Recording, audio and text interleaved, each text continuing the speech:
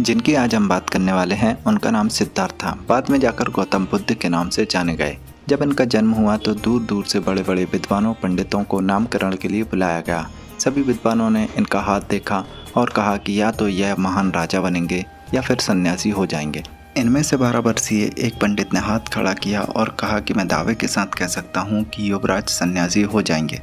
राजा को बहुत चिंता हुई और पंडित से पूछा कि बताइए क्या किया जाए।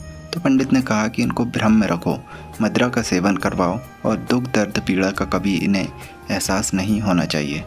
राजा के आदेश पर अलग अलग ऋतुओं के लिए अलग अलग महल बनवाए गए, बागीचे लगाए गए जिनमें पीला पत्ता कभी देखा न गया। लेकिन होनी को कौन टाल सकता था। एक समय ऐसा आया जब युवराज को किसी समारोह में जाना था, जिसके लिए नगर में ढिंढोरा पीटा गया कि पीले पत्ते रास्ते में ना दिखें, कोई बूढ़ा व्यक्ति ना दिखे, मृत सैया ना दिखे या फिर कोई भी सन्यासी रास्ते में चलता हुआ ना दिखे।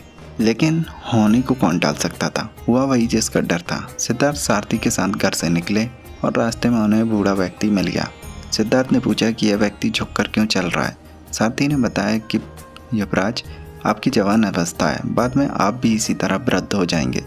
थोड़ी दूर वहाँ से आगे निकले तो एक मृत सैया देखी।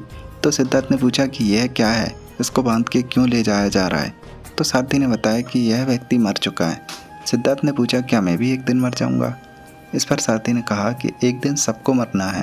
वह घड़ी आ ही गई थी कि सामने से एक सन्यासी चलता हुआ दिखा। तो सिद्धार्थ ने सारथी से पूछा कि यह कौन है, गेरुआ वस्त्र धारण किए हुआ है। सारथी ने बताया कि यह सन्यासी है, इसने मोह माया धर्म दुख दर्द पीड़ा सब त्याग दिया है और भगवान की भक्ति में लीन रहता है। सिद्धार्थ ने सारथी से कहा कि रथ मोड़ लो। वह उस समारोह में नहीं गए और घर पहुंचे और रात को घर से चले गए। 12 वर्षों बाद लौटे तो सिद्धार्थ नहीं गौतम बुद्ध बनकर लौटे थे।